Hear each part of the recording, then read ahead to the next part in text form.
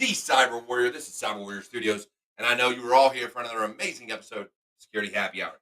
With me this evening, I have an amazing guest, brand new to the show, never been here before, so I hope you're all excited because I know I am ready to have an amazing conversation with someone that's going to bring a whole loads of new information to Security Happy Hour. Stick with me for about 10 seconds, and you're about to meet her.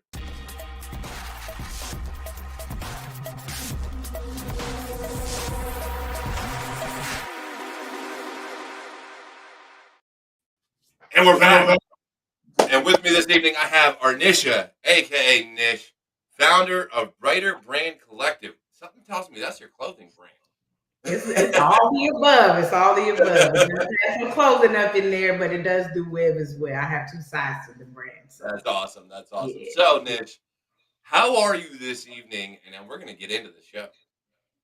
I'm great. I'm ready to do this thing. We had some good pre-conversations, so I'm ready to just continue that same thing going on up in here. So let's get Definitely. It's all about energy we bring to the show and kind of being, motivating it and helping others. That's what the show is all about. And so to get started, why don't you give people a rundown kind of about what you do now in the IT/cyber realm, and kind of how you got there. Okay, so I'm not specific cybersecurity, but I am web development and web design. So currently I am working for my own company, which is a Brighter Brand Collective. It's two partners, one side of tech and one side of clothing. But right now I'm pushing the clothing portion. But I do a lot of building websites from scratch, and sometimes even using content management systems. I do a lot of like some SEO work. I've been building sites for about 10 years, maybe a little bit more. So I'm really, this is just what I do. It's my passion. I love it. I like dealing with frameworks and, making sure that what I put out there is seen by the world and that it don't break down in the meantime. You feel me? so that's me in a nutshell. So what got you into web development? That's a good question. So I was in the Navy for about 4 years. I was overseas, and I really was always into like art, and I always loved technology. I've been a gamer since I was little, so I've always loved technology, loved computers. And so I was like, what could I do to nail both of those passions? And so I went to Full Sail University up here in Winter Park, Florida, and found out they had a web design and development career path. So I was like, that sounds perfect for me. So that kind of is what jump started that, that career path onto where I am now. So kind of doing my own thing outside of that. But yeah, that was kind of how I got into it. I saw it on a commercial. I was like, I'm going there. That's awesome. It's crazy because the first business I started ever and kind of what got me into computers beyond just fixing them was website development. Like I remember designing websites in Notepad in HTML. My teacher would have failed us in a heartbeat if we used Front Page or Dreamweaver or anything. We're going back to the early 2000s. Yeah. Mainly because the garbage ass code that was in those programs. If you use Front Page or Dreamweaver, it would drop some ridiculous. You could literally hand code that thing, and the moment you opened it up in Front Page, you'd be like, so you want all this? No, I don't want you. No, Microsoft, stop it. I asked you to put that in there, right? Like, don't play with me. I literally had to rip code out of websites when I was younger because somebody created it in Front Page, and then I'm trying to manipulate it, and I'm like, I can't do nothing. No, go away, get all these tags, get all this nonsense out of here. We're going to do it by hand. See? Yeah. And then XHTML came out. And actually, a little bit before XHTML was dynamic HTML, so it was DHTML. So, yeah, I created all my websites from scratch. And then as things got more advanced, I was just like,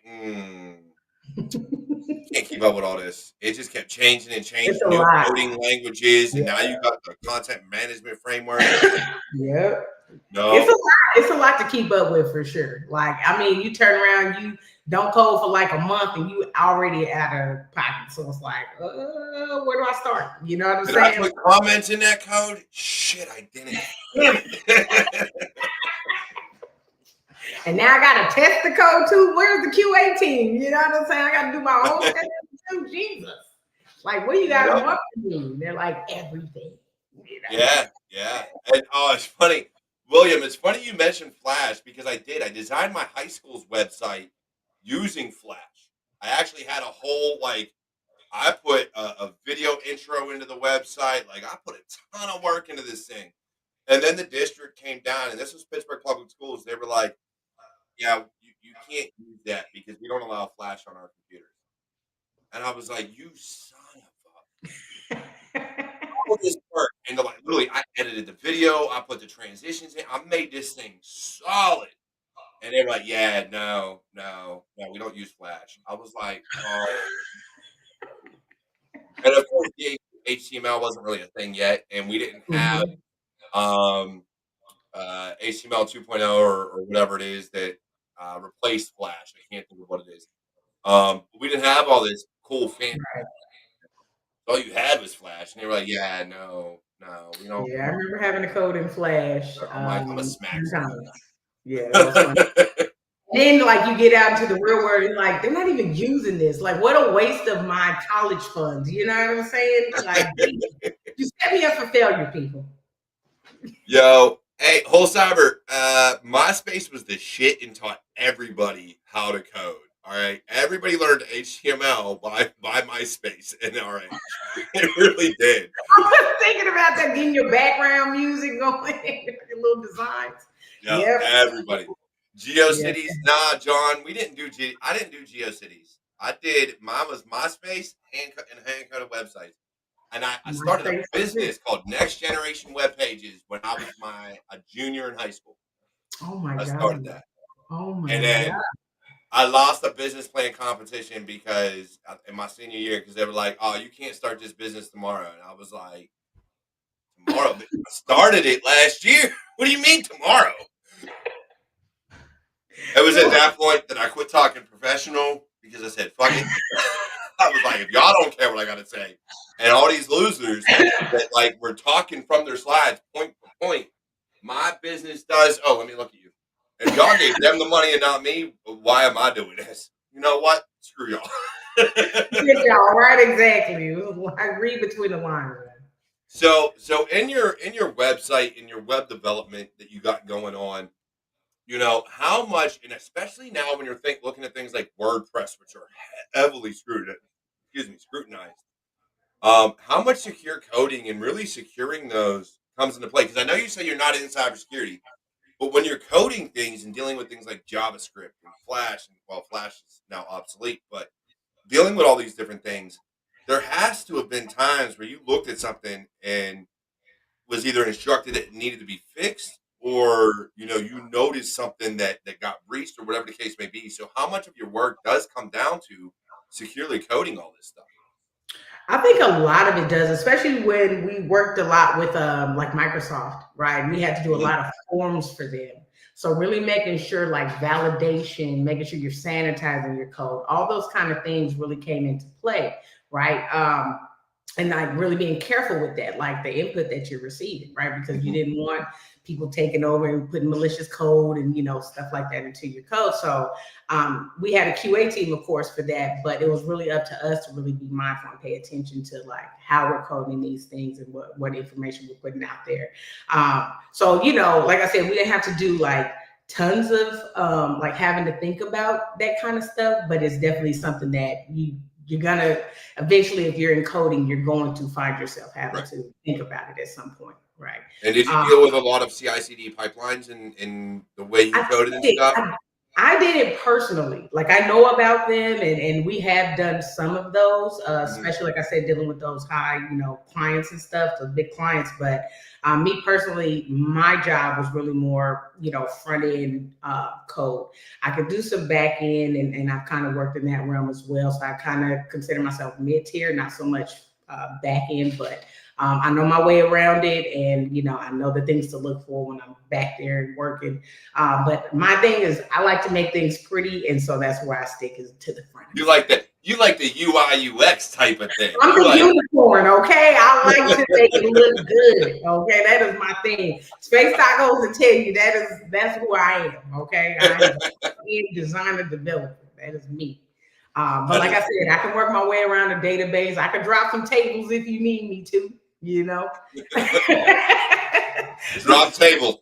Right, Shit. drop all the tables, drop all the tables. They're like, what happened to all the data? She did. Oh man. So yeah, nah, front end is my passion, and that's what I stick to. But I try to keep myself kind of abreast of what's going on in the back as well, especially Yeah, because that's definitely. where all your bread and butter is at is your data. Yeah, yeah. Yeah, yeah. And so like, as I look at the different career fields within IT and development and DevOps and cybersecurity and all this other stuff, there's still a motivational factor of why we do certain things. Mhm. And so you came from gaming, you got into web development just based on, your time in the Navy. I did my time in the Air Force and the Army. Um, but like I knew I wanted to be in IT as a kid. Like I wanted to own my own business doing, computer repair basically.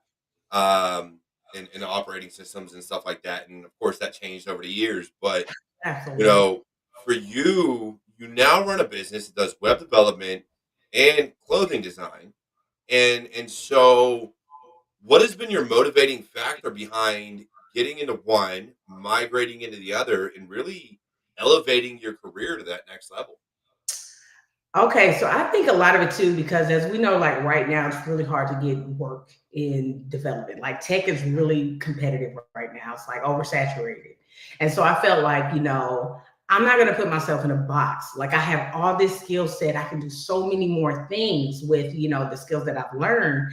I would like to, expand on that, right? Expand that opportunity. So I always have a passion for, designing and developing sites, but I also love clothing. I also love music. I love, sports. I love all these things. So it's like I don't want to be that type of person where, I like drown myself in, make myself, what do they call it? The one trick pony. You know what I'm Yeah. saying? I'm going to be a multiple trick pony, right? I know so many things. And so I think for me, the motivation is to spread yourself, out and see like what are the things you like and see how that can like return you back to your original love, your original passion, right? And like how you can put a twist or a spin on that. So I think kind of for me right now is just the exploration phase of, I love clothing. Let me go make some and see how I feel about that. And like, how Mhm. can I tie that into the other things that I do? So, that's kind of look at she sat there It's for all it's the it's funny colors. it's crazy too because I look at it and like I've kind of been in the same realm, coming up being in IT. Mhm. And from a young kid, like I used to, it was funny because I learned surround sound systems in the audio side when my dad didn't know how to hook up a surround sound system, and I figured that shit out. And Okay. so, like, connecting all this stuff, and then I broke my first computer when I was like 9 or 10 years old, and nothing beats, back in the early '90s, um, breaking a computer that was probably several $1,000s, Yeah. and your dad being like, we need to fix this now, and being really mad at you. And so I So was I'm like, gonna I'm break never you. gonna let this shit happen anymore. I don't want to be in trouble. And so I Yeah. learned how to fix them. And I grew up that way. I was like, man, I love computers. I love replacing hard drives and doing all these things. And to when wireless came out, now mind you, at the time we still actually even before wireless, when I was on dial up, we had punters, right? You had America Mhm. Online. And all it was a fucking logic bomb or some bullshit that kicked you off the internet because it was receiving too much data that your dial up died. And back in those days, that was a pain in the ass because we didn't have always on connections. Damn it, I'm old. Leave me alone. So, your boy would send you a punter that kicked you off of America Online because they allowed that shit for a while. Not the AOL. And Yeah. so, like, I would deal with that, and I was like, when wireless came out was really when I got into cybersecurity, and I was like, there's got to be a way to break into this. Like, in the back of my head, I was like, there's got to be a way to break into wireless networks. Lo and behold, Google had been around for a few years, just long enough to be able to go, how do I crack a wireless network? Mhm. Oh, hey, air crack ng suite and aeromon and aero dump and aero crack and all those. I was like, bet, let's try it. I tried that shit at home, got through like that. I was like, damn. And See, then I like that kind of stuff. and Yeah. then like I grew with that, and like so I just kept going. But then content creation came out. YouTube started becoming prevalent, and then they had Vines. I didn't really get into that whole thing. I've always hated short form content because it to me short form content makes you dumb. Let's be real. Most of the shit that comes out on TikTok and came out on Vine and Instagram Reels up until probably the last 4 or 5 years was all just the dumb. It was people being jackass only in short form content. It was the dumbest videos would go viral, and I was like, Yeah. there's no point to this. But then there became niches, some Mm. motivations and success and things that I preach on, and goals and things like that. And then others were still funny videos. Some are rants, some are political, some are whatever. Mhm. Of course, it's always the dumbest shit that goes viral. It still happens that way. It's the way it is. Who doesn't But like it? Yeah. so like for me coming up, I was like, let me get into content creation. Hmm. But in 2017 is what started it because that's when I retired out of the army. That's when I figured out, oh, I ain't got a government or military telling me I can't do shit no more. That And when I part. was looking for work, I went on a long ass fucking rant talking shit on everything about the hiring system. Oh, yeah, it's bad. This channel used to be called Sheller Cybersecurity because that was the first business I started outside of the Yeah. army. And I went on a rant because these motherfuckers were looking for the dumbest shit. And I was like, y'all make no sense. I Yeah. literally got denied a job after I got the job.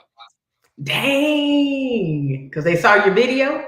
No, because I had a clearance, but then my credit wasn't good enough that they felt they could carry my clearance over from the DOD to the Department of Energy, which, that made little to no sense. I was like, I have a TS clearance. And they were like, but your credit sucks. And I'm like, I What does know. that got to do with anything? Say it sucks because I don't have a job to pay it.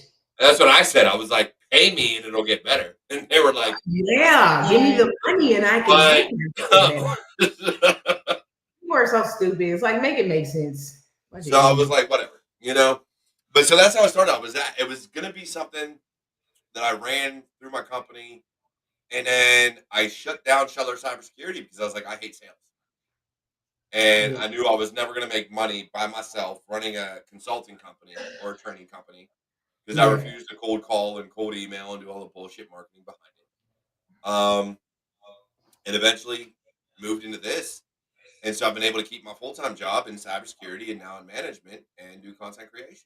And so, like, I'm allowed to be mental health aware and motivate people and do what I want because it's my own company, my own brand, and what I stand on, while simultaneously doing shows like this and working full time in cybersecurity. A razzle dazzle on there, little bit, a little So bit. razzle I dazzle. also happen to have some merchandise out there. I'm just saying, you check us Hey, out, warriorstudios.com. There is some merchandise in the shop and all the other ways you can support us. okay, Just all right, saying, just a little, right, little little plug up bit. in there. A little bit. Penny. Absolutely, absolutely, But no, yeah. so that's why, like, I used to edit videos and all that stuff. I love video editing. It's just time consuming. Um, Yes. so like, I get where you're coming from. That whole spiel was just say I understand where you're coming from in terms of wanting to really dig into everything you love, everything you enjoy, Hmm. and it motivates you to consistently get better and do more. Absolutely. And I love that about that because that is one of the biggest things, one of the biggest failures I think of society as a whole is Mm. they don't dig in to what they love. They're like, oh, I can't make money off of this, or they'll do a year, maybe if they're lucky, of something, and it doesn't go anywhere because shit takes time. Nothing is immediate. And Yeah. they'll be like, I can't do this. Nope, I give up. And they quit too easily. So to see you doing these different things is honestly a testament to yourself, your willpower, and your motivation to keep growing. I appreciate that. Absolutely. I think too, Space Tacos made a good point. The hiring structure in the US is broken, and it is, you know what I'm saying? I've been in the field for, like I said, 10 years now. And I can barely even get work when I was looking for it, full time. And I'm like, man, I can't even get in the door. Like, what are you people looking for? And it's like, I check everything on your box and I still am not good enough. So it's like, what Yeah. do you want, from the people that are looking for these jobs? So I think I was like, if you don't want to give me a seat at the table, I'll make my own. And that's kind of the way that I feel about it. Like, I don't need you to give me a seat when I can just make one. And And so that's then and that's the, and yeah. that's what I love about it because I think more people need to be like that. Everybody complains about not having a seat at the table. Well, I say everybody, but realistically, a lot of people complain, "Oh, I don't have a seat at the table. I don't have." So make your own. Damn it! Quit bitching about what everybody else has. Quit looking at what everybody else has, Mhm. and make your own table. I'll give you the fucking wood. I'll give you the saw. I'll give you the drills. I'll give you the screws. Make your own. There you You go. have all that already. You have the knowledge. You have the capability. Make your own Yeah. table. Why are you letting somebody hold you back? Oh, I can't get a job. So make your own job. Make a job for yourself, right? Like if you have the skill set, like nothing's stopping you but you. And that's really what it had. I had to get to the point of, we're so used to having security, right? That Mhm. security blanket. A job means security. And sometimes, yeah, it's scary to go out there on your own because there's no security. You don't know what's going to happen day by day, right? And so I think like getting over that hump of fear of, am I good enough? Can I do this thing? And just like going full throttle. I think that's the hurdle for a lot of people, right? And yeah, it's a slow process sometimes, and maybe things don't work out immediately. You know what I'm saying? But it really comes down to how much effort are you willing to put into it, and how far are you willing to take it. You know, Yeah. don't give up just because things look dim or somebody said no to you. Who cares? People say no all the time. That don't mean you have to accept it. You know what I'm saying? You keep pushing and you keep going for it if you believe in it. Keep pressing for it. And I think that's kind of like where I am in my life right now is your nose don't really stop anything. It doesn't do anything to me, for me, against me. So you'll say no, somebody else will say yes. I just got to find that yes. And that's really Yeah. what it is. Yeah. Yeah. And that's really what I think a lot of our careers, a lot of our life, really what it comes down to is, and I did a video on this today or yesterday about that is, when people face fear, you can either run from it or face it. And Mhm. so I call people that I talk to, I call them my warriors. The big thing about me when I do my short form content is calling everybody a warrior. And it is because a warrior in and of itself, it wasn't that they didn't feel fear. It wasn't that they didn't face fear. It wasn't that they didn't have fear. It was that they had the courage to deal with it and face it and move on from it. Mhm. They had the courage to go head on into the fight and into the battle. And so when I look at our careers and people who are hesitant to start a business or hesitant to go out on their own, look, if somebody isn't giving you that job, go make Go out there. Look, especially if you don't have a job. All these people out there, I ain't got a job. I haven't had one for a year or two. Look, you got all this knowledge. Find someone that's going to support you. Maybe a partner, maybe not. Do it on your own. Who knows? Make it a solo, LLC, whatever the case may Yeah. be, and run that bitch yourself. If you have the knowledge, if you have the capability, go out there and do it. And Google can teach you the rest. Yeah. There is nothing stopping you from succeeding in this life, but you. You Right. are your own worst enemy. You Yeah. always will be. You're the biggest critic of yourself because we see it all the time where a million people can tell you you're gorgeous or you're smart or you're amazing, and yet you yourself are like, no, I'm ugly, I'm worthless, and I'm stupid. I can't do Yeah. this. Yeah. You're your own worst critic. Go out there and fucking make shit happen. Be your Facts. biggest fan. Yeah. Yeah. Yes. Like, Because at the end I, of the day, it's only you against you, right? It's what they say is me versus me. That's it. There's nobody else competing with you but yourself. And I think that's a lot of things. It's like get out of your own way. right? Get out of your own way. Go be successful. There's nothing stopping you from being successful if you want it bad enough. No. Now, that's what it comes down to. Who wants it the most? And that's really the biggest thing is, people talk about all the time. Oh, I can't get a job. I can't do this. I can't do that. One, the fact that the word can't is in your vocabulary is a problem. Yeah, Two, the fact that you're saying I'm trying. There is no try. Try should not exist in your vocabulary either. Go do it. And I was watching a video right before we went on air, and we started talking, and it was, if you're gonna do something, don't dip your toe in. Don't just, I'm gonna dip my toe in the water. No, yeah, hell no. It was a speech by Matthew McConaughey. It's kind of like the whole fuck around and find out mentality. Dive in, go full for it, or don't do it at all. yeah, But if you're just going to dip your toe in and then you have these regrets and these mindset of, oh, maybe I could have, maybe I didn't, maybe I succeeded, maybe I didn't. No, go for it and find out whether or not it's for you or it's not. There's yeah. nothing stopping you in any career field but yourself. Right. It's too much knowledge out there, right? It's so much knowledge out there. It's like, go get it. Like there's books, there's YouTube, there's Google, there's so many things. If you don't know something, shoot, ask Chat GPT. They're gonna Right? give you the answer. I'm saying so. It's like if you don't know something, there's no excuse to not learn it. Like that's really what it comes down to. And so it's like, yeah, I don't have an excuse. Nobody has an excuse. If you don't want to do it, then stop lying to yourself saying I'm gonna do it tomorrow. Like, no, you're not. Just be honest with yourself. If you're not ready, you're not ready. And when you are, you will. Period. You know.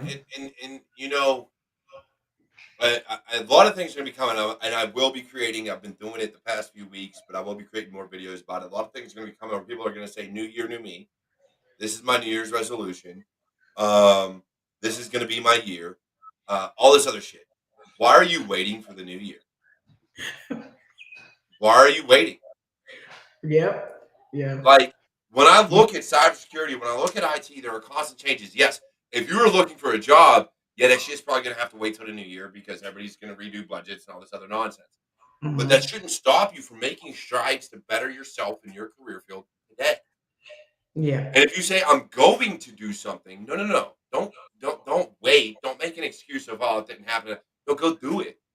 Yeah. Everybody has an excuse. Look, I have my own, but they're not excuses. I legitimately know that there are times I lack discipline and just don't do shit. Yeah. It happens. But why? Why make an excuse? Why say, oh, I didn't do it because no, you didn't do it because you didn't want to do it. Because you That chose part right not to there. do it. Yep.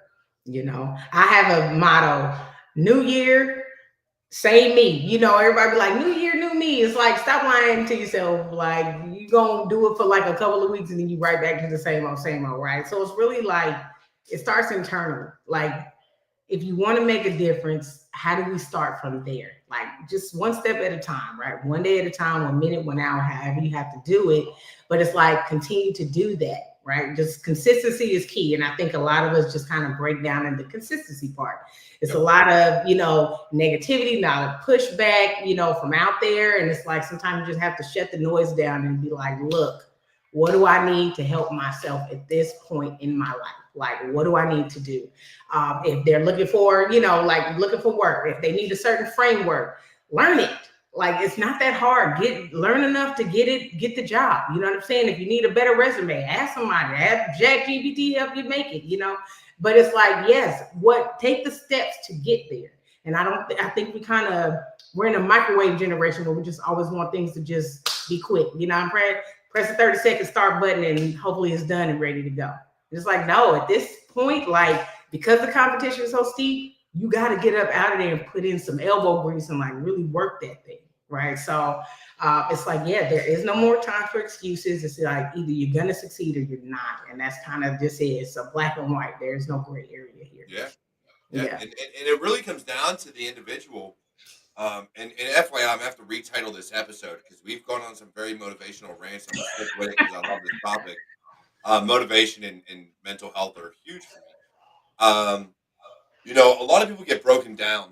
And so I did some research last year about New Year's resolutions because I did a whole episode back when I was doing my Walk With Me podcast about New Year's resolutions. Mm-hmm.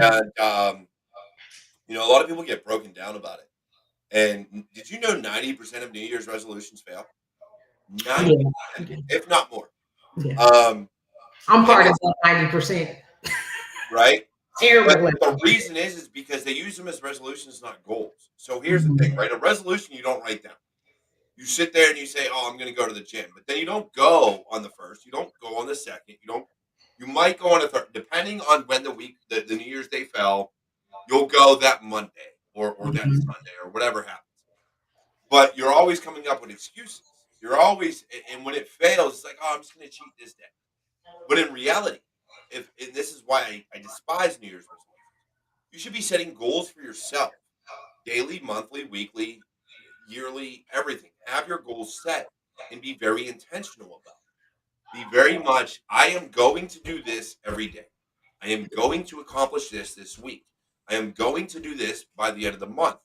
And set your deadlines. Be very intentional, quantitative and qualitative, just everything across the board, and then work towards that. A New Year's resolution is not something you're working towards. It's well, maybe if I find time, I'm going to possibly. That would be like me saying I'm going to quit drinking in the new year. That shit ain't never going to fucking happen. It's like I Or know those I people might. that say, those people that have like, oh, my New Year's resolution is to quit smoking, but then are smoking New Year's Eve. Like, I'm going to quit after this pack. No, the fuck you're not. Like, don't lie to yourself. Don't give it up for like a day and then be like, oh, I'm stressed. I need to smoke again. Stop Yeah, coming up with bullshit resolutions. You want to own a business, you want to make a career, go out there and do it. Quit yeah, coming up with excuses and saying, "Oh, well, it's my New Year's resolution. Oh, it failed." No, bitch, you should have wrote that shit down and made it a goal. Plan for it. yeah, Legitimately yeah, make your plan. And the yeah. people that do this just like dumbfound me because we grow up in this mindset. We do. Mm. Every New Year's Eve. And you know what? This is the last episode before New Year's, so I'm going to say it. Every New Year's Eve, your dumbass is going to come up with a resolution. I'm going to quit this. I'm going to go to the gym. I'm going to. No, the fuck you're not. One, because you're not writing it down. And Right, two, right. because you're sitting there making it a resolution, not a damn goal. Just go Yeah, out there, write it down, and do it. Make your plan. If you're not writing a plan for it, you're not accomplishing shit. You're not. You're not doing anything for yourself. yeah. I think a lot of it too is like knowing yourself. Like, you know what I'm saying? For me, I'm not the normal person that could just like go to the gym every single day, run the treadmill. Like, I have to switch it up. I have like ADHD of the brain sometimes. If I do the same thing too many times, I'm over it, right? Right. So sometimes I need a partner. Like, I know I'm not gonna do it by myself. So I need like a partner that's gonna be on it and push me and motivate me. But once I get started, then I'm good after that, right? It's just that getting going part that kind of gets me. So I think a But see, lot of I'm it different than like that. being honest with yourself. Like, if you know you're not going to do it, then don't put it down, because all it is going to do is make you feel defeated, right? It's like, I failed again. You know what I'm saying? So it's like, do things that you Hi, know you. Rhoda. Sorry to cut you off, but hi, Oh no, Rhoda. what's up, Rhoda? What's up, Brody? You said from Ethan. Yeah, But yeah, right here. no, Oh, what's up, I get Ethan? that completely. Because here's the thing, right? Like I've learned I can't work out with a partner. Mm-hmm. I'm too competitive and I'm too broken. So like my boy who lives with me, right? Mm-hmm. My boy Bizzle. Me and him was going to the gym in the mornings for a hot minute. But I was too competitive. I wanted to do what he did. Now he's in better shape than I am. And so like he be doing shit. And I'm like, oh, I got this. Meanwhile, I'll be like 2 reps in, like, no, I'm gonna make it happen. Like literally tearing stuff off the bone, like, no, I'm gonna do it. When in reality, if I just and it's not him pushing me, it's me pushing myself to be like him. And it was like I can't do that. So it's better for me to go by myself.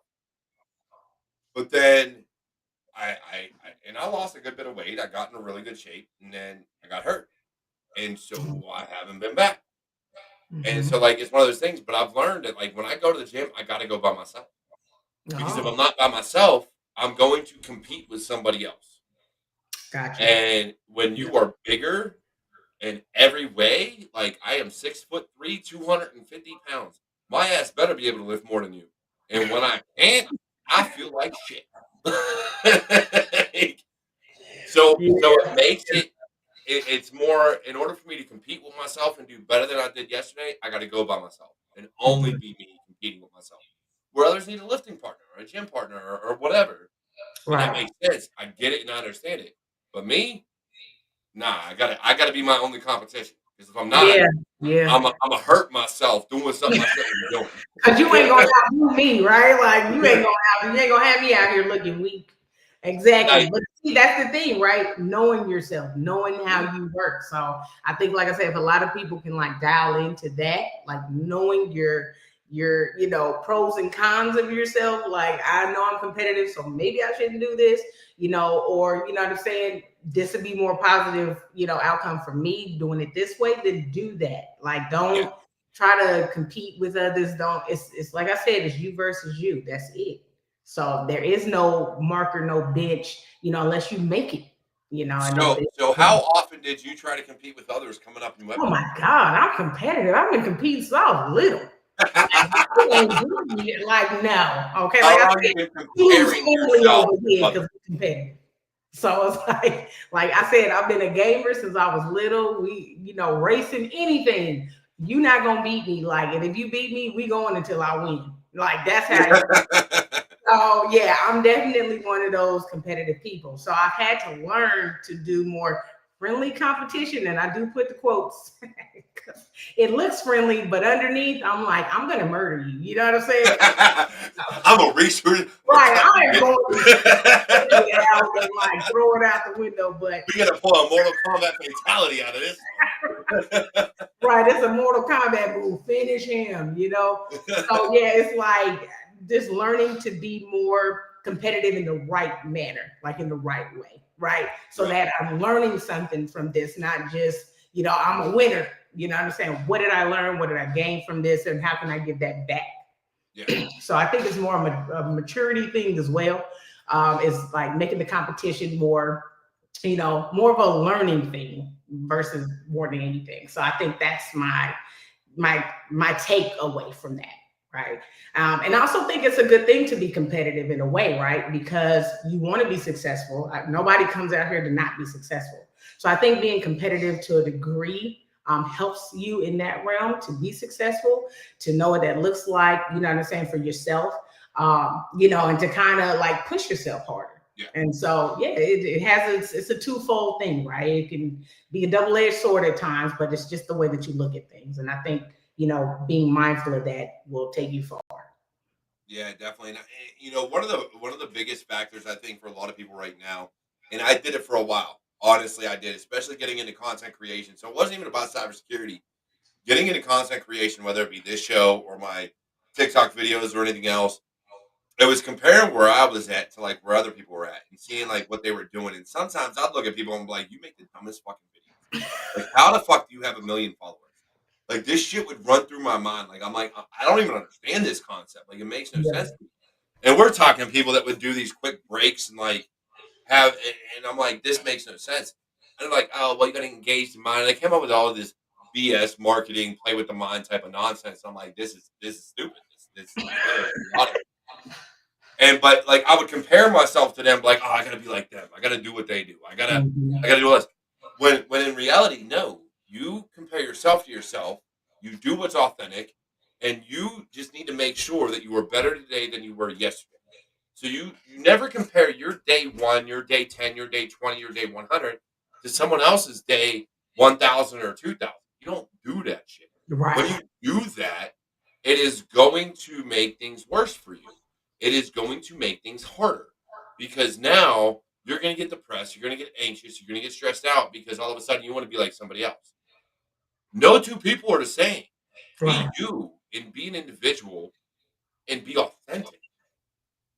Then no matter what you do in your life or your career, people are going to recognize that and know who you are. We're Yeah. all an asshole in somebody's story. We're all I'm evil. We're going all the somewhere, bad right? guys Yeah. in Yeah. somebody's story. You're not going to please everyone, so Right. quit trying. Be Right. your authentic self. Be strong. Be independent. Be whatever the hell you want to be or define it as, and go forth and conquer the world. If you want to design websites like you do, Arnisha, and make things happen, and then at the same time, like, you know what, I want to do clothing too. fucking do it. Like, Yeah. there is nothing that can stop any of us but ourselves. Yeah. And the moment you put the brakes on your momentum and your potential is the moment you start blaming others and Yeah. being like, "Well, I didn't get this because of so ever," and I know because I've done it. Right. I've been that person to sit there and blame others for my own shortcomings. I have been there. I don't do Yeah. that shit no more, but I did do it for a long ass time because I got pissed. We all get emotional eventually. Shit happens, but we Yeah. grow and we learn from it. And I've learned Absolutely. Absolutely. that. I love that point that you made though about being authentic, right? And I think a lot of online YouTubing stuff like that, there isn't a lot of authenticity, right? Yeah, Everybody's trying to get the views and the followers and the sharing and all this kind of stuff. And I think sometimes we forget, like, even if you have one or two people that subscribe, like that's one or two people that you impacted just being yourself, right? And so it's like take that as an accomplishment. If you yeah, can help make their day better or change something in their lives to help them do better, for the people that surround them, then you are doing amazing. And I think we kind of overlook those things because we're in this world of competition, right? Where if I don't have a million views, I'm a nobody, and it's just so not true. Like, you know what I'm saying? We have our niche, and we have the people that we're supposed to be targeting and helping out, then focus on that. You know what I'm saying? And, yeah, and look at that as a win. It is. So yeah, I love that. I love the authentic part of, being myself here. I can't yep. be anybody but me. And I don't want to. You know what I'm saying? Like I said, I'm a black little unicorn and I love it. You need to see my black evil unicorn from like You last know? Halloween. I'm gonna send you that picture if I can find it. I got it somewhere. I was literally dressed as a black unicorn, like I had the pajamas on, riding a death black unicorn, like there was a skeleton. The blow up one. That shit was hilarious. I gotta send you that. Yeah, you gotta share Um, that with me. You gotta send that one to me. I got you. I Yeah, got you. I think yeah, Space yeah. Taco saw it, but I'm gonna send it to you.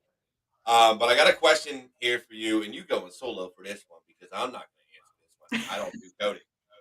Um, but what helps you get into the mindset to tackle coding? Oh, that is a On the very show, this is all you. that's a good question.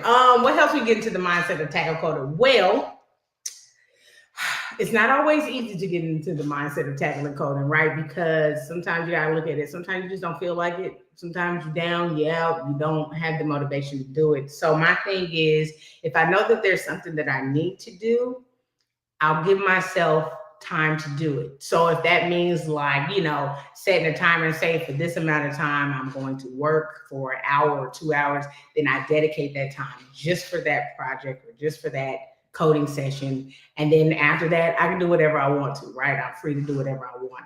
I think a lot of it too is, where your passions lie, right? If you're not passionate about coding, you probably will never get into the mindset to do it, right? So because I do have a love for coding and I, try to keep up with that. And like I said, it could be daunting at times. I think just giving yourself the space and the time to focus on that is going to be really important.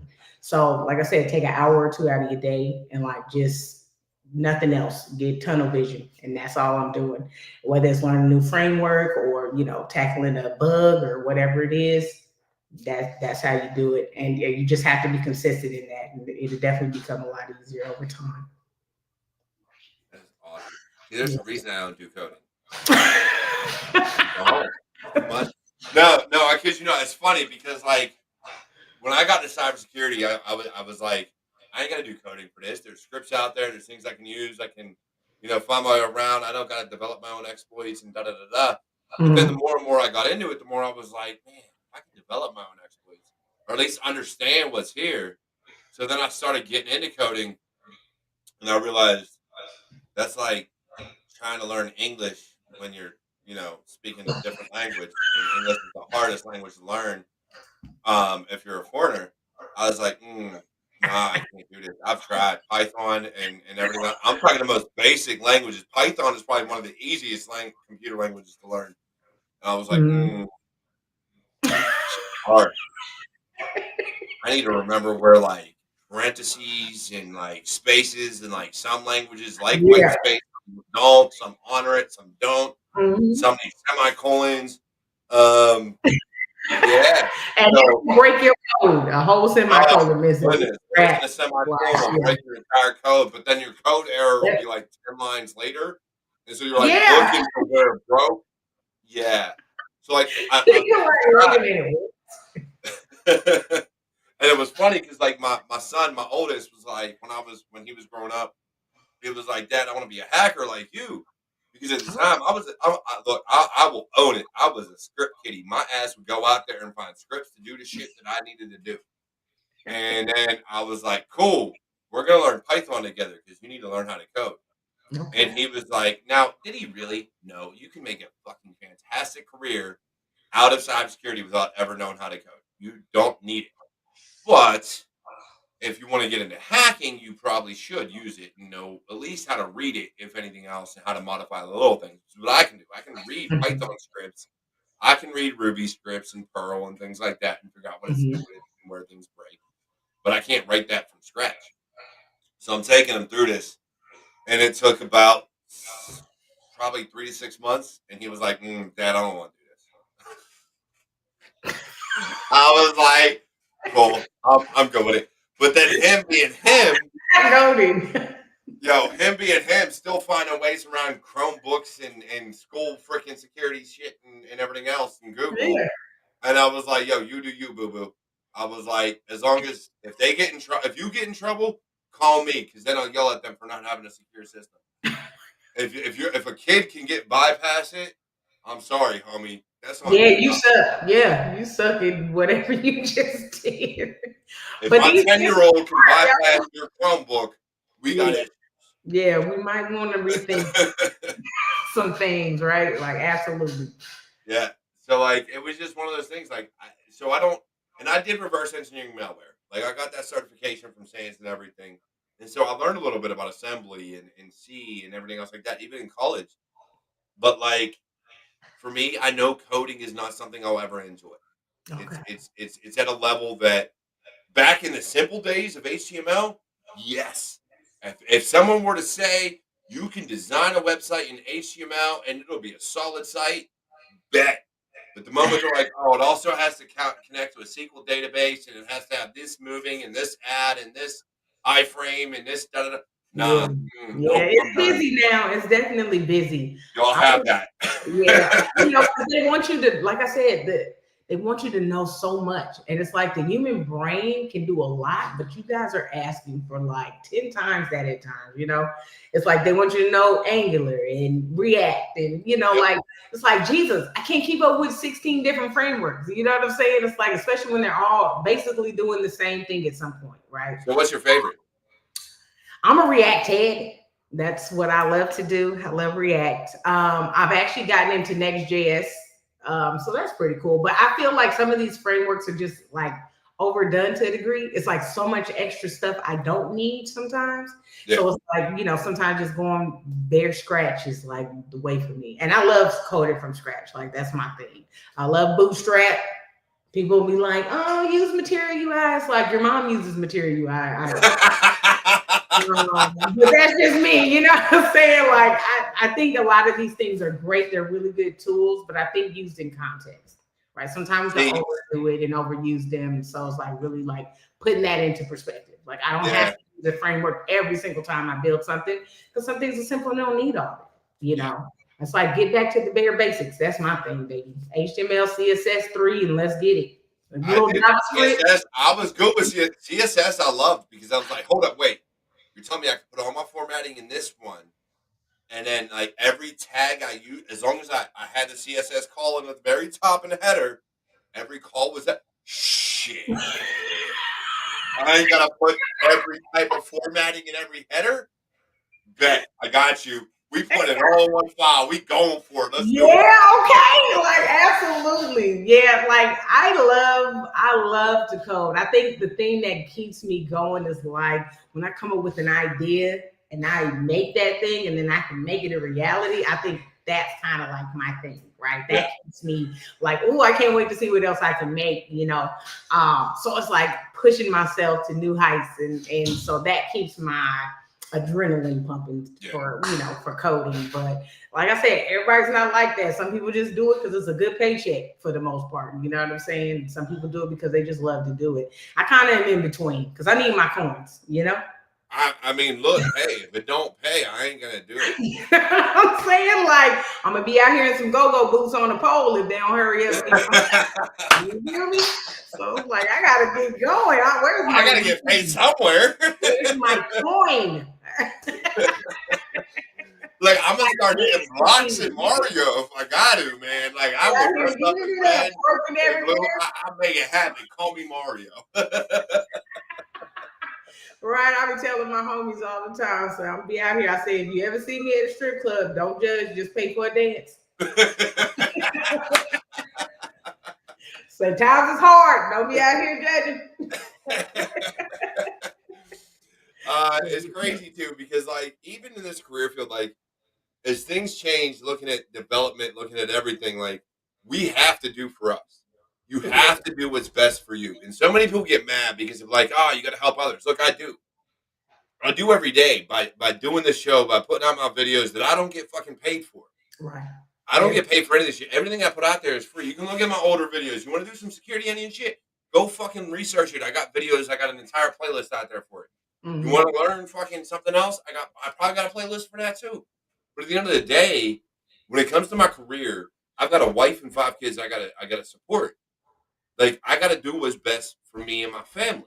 Right. So if you're not paying me, look, I'm gonna say something, and if Mom's ever watches this episode, because sometimes she does tune in, look, if you ain't feeding me, fucking me, or financing me, I don't give a damn what you gotta say. I really don't. Like, too many people put forth so much feeling into what other people think about them.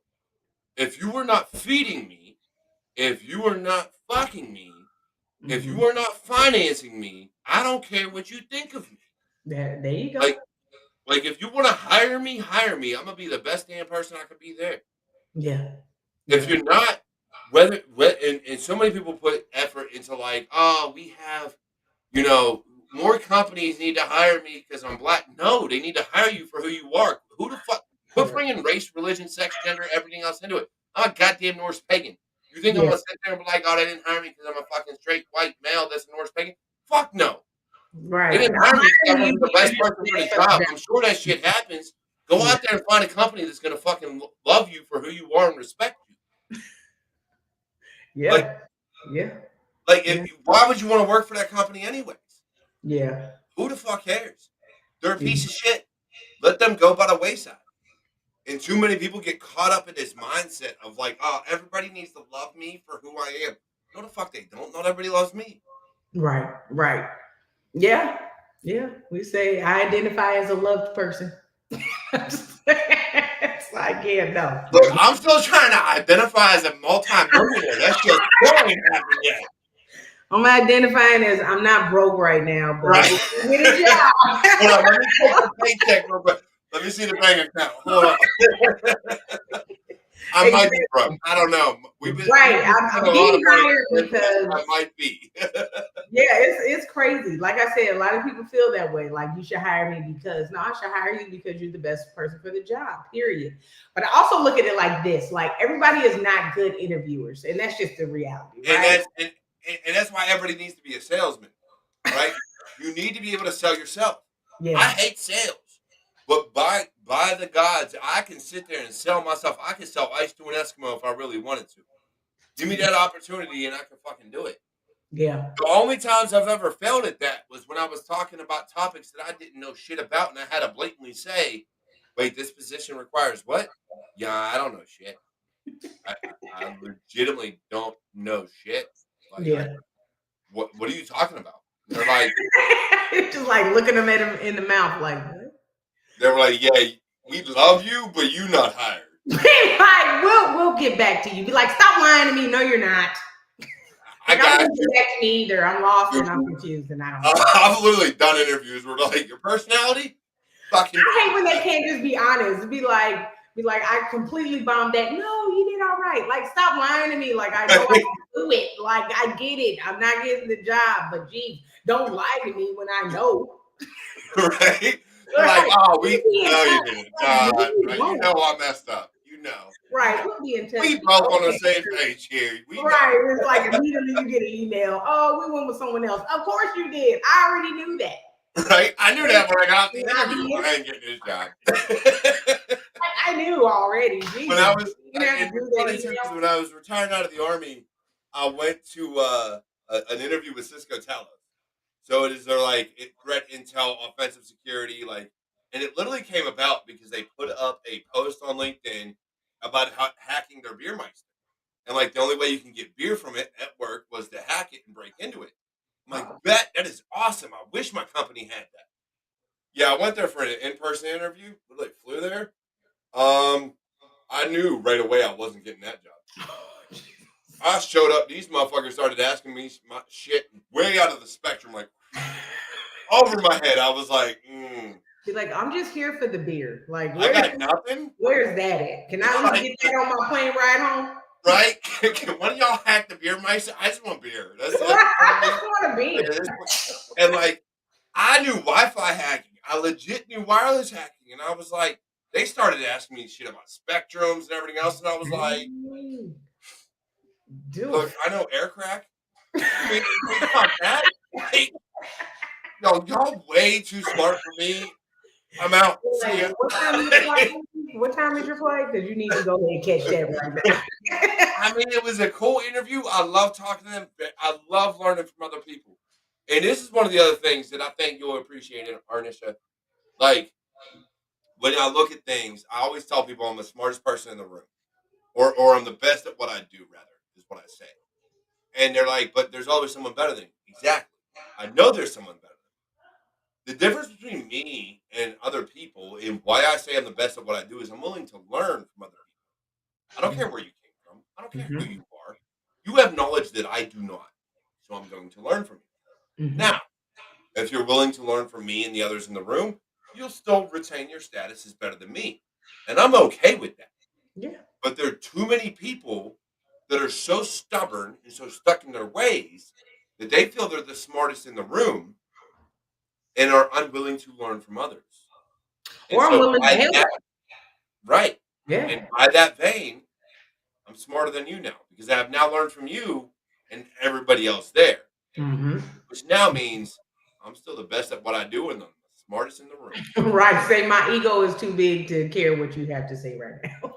Like me, I'm way too humble. I will literally walk into the room thinking I'm the dumbest motherfucker there and I'm going to learn from everybody. Meanwhile, no cap. When you said that, that reminded me how I used to talk to my teachers. I used to tell them in college, I'd be like, look, talk to me like I got Down syndrome because I need to get this from the bare basics. Like, don't teach me like I know anything. Like, I know nothing. So yeah, just teach me like I got Down syndrome. Like, we'll be fine, right? So they used to laugh. But I was dead serious. Like, I think a lot of times when we're teaching people, we come from a standpoint of like, you should know. But like that doesn't help them either, right? Teach them as if they know nothing, and then they'll go from there. I've right? made that mistake. I've made that mistake again. I'm in management now, but I still got to be an engineer at times. I took on a job, and we were dealing with a client, and I was talking to a person. I was like, they should know this, so I'm gonna just talk and be like, yo, I need you to do X, Y, and Z, and they didn't necessarily ask for help. And I'm talking to my boy, who is another manager, and I was like, yeah, I was telling this. I felt like I was talking to someone else stupid. He goes, dude, you're talking at a PhD level. You need to bring it down to like kindergarten. Yeah. Dude, he's in cybersecurity. No. You're up here. You need to be down here. And I'm like, yeah, bring it down a couple this. He goes, no, they should not. Look at their job title. They should not know this. And if they should, they don't. And you need to talk to them at the level at where they're at. And I was like, people put too much in job titles too, though. You know what I'm saying? Because yeah, they gave me that job title. That doesn't mean like that's what I do. That's just the job title they gave me, right? Sometimes just the qualifications don't match. And so we got to work with what we got here, right? Like I've had people that were like seniors, and I'm looking at them like, hmm, So, did you pay for this job? Because did you pay the higher? so I got a comment to that. I'm gonna say something to that. I got something here from Whole Cyber Human Initiative I want to put up, but and then we're gonna get into the end because we're at the top of the hour. But on that note, I was in the Army. I was an E6. My supervisor was an E7. We both had the same certifications, both went through the same training, and I did all this man's work. And I'm like, and I was sitting there building out a Nessus box. Yeah, I was building out a tenable box. It couldn't be upgraded. You had to basically reinstall the entire shit the way the DoD does Oh, stuff, wow. and it had to go from rel shit. I forget what version we were on. I think it was rel 6 to rel 7 or something like that. And I was like, dude, I couldn't just upgrade Nessus. I had to upgrade the entire operating systems, doing a whole bunch of other shit. So I had Yeah, to do all that. He was like, well, why can you? I'm like, dude, unless you're going to come over here and learn this shit and press buttons, don't tell me how to do my job. that part. Yeah, Like literally, you ain't doing shit, and you don't know shit. You're book smart, not technical smart. There's a big difference. You got paper certifications. I got real certifications. Don't fucking go there with me. right. So yeah, me and him had issues from the time we were deployed till the time I got back. It was just a whole bunch of things. But Dang. ideally, yeah, he was book smart. He didn't know how to actually do the technical work. Shit Yeah, it's happens. like, how did you get this far, right? You be Yeah, wondering. I be looking at people like, how'd you get this MOS? I passed on the set. Like I said, money go a long way too. You know what I'm Right. saying? I hear making it rain on somebody. Yo, and me and you will talk after this here in a minute, but me and this MOS that I retired from, we got issues. I Dang. sent a few emails that pissed off the Sergeant Major of the Army. Let's just say that. But I do gotta say, Whole Cyber Human Initiative is a great organization for veterans and other people getting into cybersecurity. They are looking at a nonprofit LMS. So if you're willing to help out with a learning management system, hit them up. They got a lot of good things going. Paul's an amazing guy. He's been on the show before. So feel free to look them up. I wanted to put that out there. But before we end the show, I always get final words. So, and feel free to hang out in the back after we get off the episode. But Yeah, for sure. before we go, anybody breaking into, I usually say cyber or IT, but ideally any industry. What is the best advice you can give I would probably say the best advice I can give you is just keep swimming, right? And I hate to sound cliche, but that's really what it's about. It's about who wants it the most and who's going to put in the most effort. And so if you want something, right? Say you ain't eat for 7 days and you're hungry, you're gonna do whatever you gotta do to get that food or find some food or put some food in your stomach, right? It's the same thing. It's the same exact thing. You go for it and you don't stop until you get what you want. Yeah, there's gonna be no's, there's gonna be heels, there's gonna be some pushback, there's gonna be some negativity. But if you want it, nobody can stop you but you. So I would say keep going, just keep swimming, take it a day at a time, and press through. And you will eventually make it to the other side. I say if you don't know something, learn it. There's too much knowledge out here for you not to learn it. If you can't do it on your own, get a coding buddy, get somebody to help you out. You know what I'm saying? But it's too much out here for us, to get to not go and grab it. So that would be my advice is just keep pressing. I absolutely love it. And as someone who talks about keep moving forward, keep going forward, keep doing what you do, that speaks a lot to me. And again, me and you're going to talk, but honestly, that's the best. She says everything I say in like every video I put out. Like you literally just said it. So for everybody else out there, look, I love you all. Thank you for tuning in. If you're watching this on replay, I love you as well. You're all my warriors. You're all my family. And I promise we're going to be back next week with another amazing episode of Security Happy Hour. Until then, take care. Happy New Year. And I love you.